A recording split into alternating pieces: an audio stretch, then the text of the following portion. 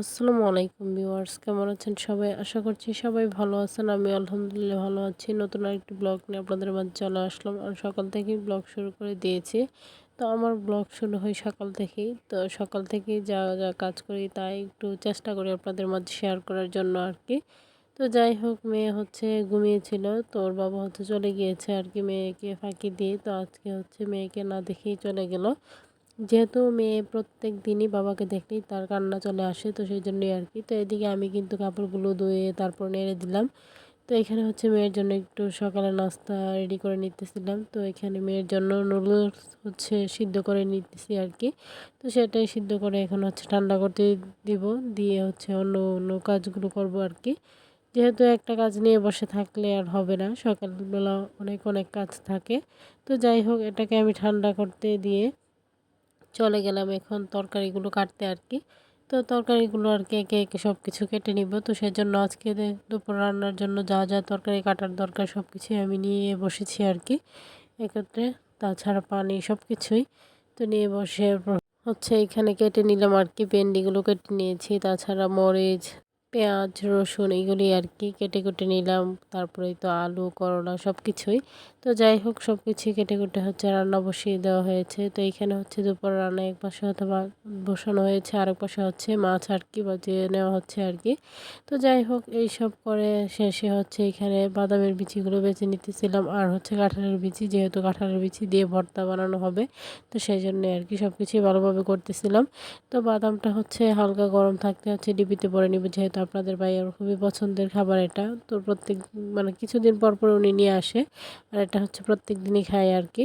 তো এখানে হচ্ছে দুপুর রান্না-বান্না আরকি একটু শেয়ার করলাম আপনাদের মাঝে কি রান্না করা হলো। তো ভেন্ডি দিয়ে হচ্ছে চিতল মাছ, মাছ ভুনা, করলা ভাজি এগুলিই আরকি ছিল আজকের রান্না-বান্না।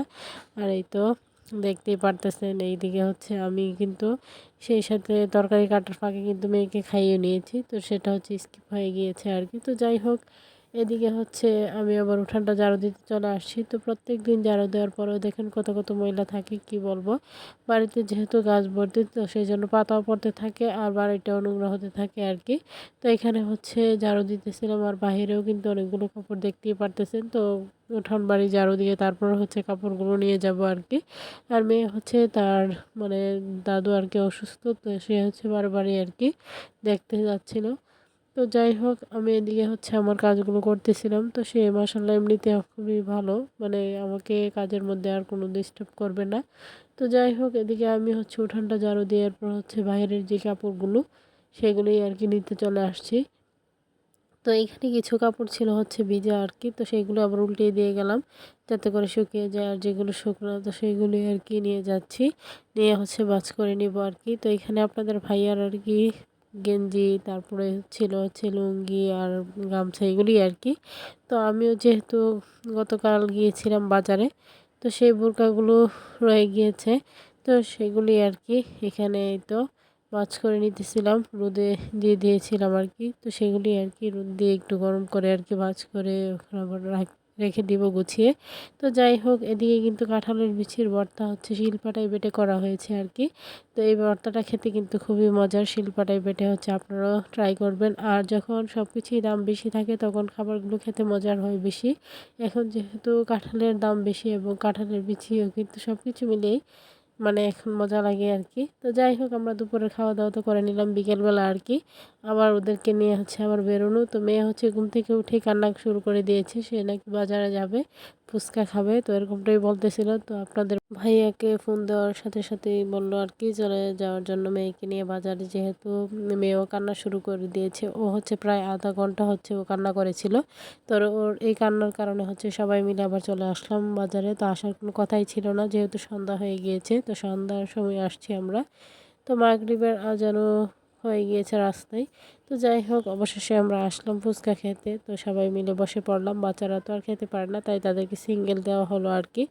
তাছাড়া ননদ যা সবাই মিলে আসলাম। তো যাই হোক, সবাই মিলে মজা করে খাচ্ছিলাম, ভালোই লাগতেছিল। তো সবার কাছে আমার ছোট্ট একটি রিকোয়েস্ট, কেউ স্কিপ করবেন না, পুরো ভিডিওটি দেখে নিবেন। আর আমার ভিডিও দেখে যদি আপনাদের ভালো লেগে থাকে লাইক, কমেন্ট, শেয়ার করে দিবেন। আমার ছোট্ট চ্যানেলটিকে সাবস্ক্রাইব করে সবাই পাশে থাকবেন, বেল বাটনটি বাজিয়ে দিবেন। তো এদিকে হচ্ছে বড় ভাইয়া আরকি, বলতে গেলে আমার ভাসুর হচ্ছে আমাদেরকে নিয়ে আসছিল।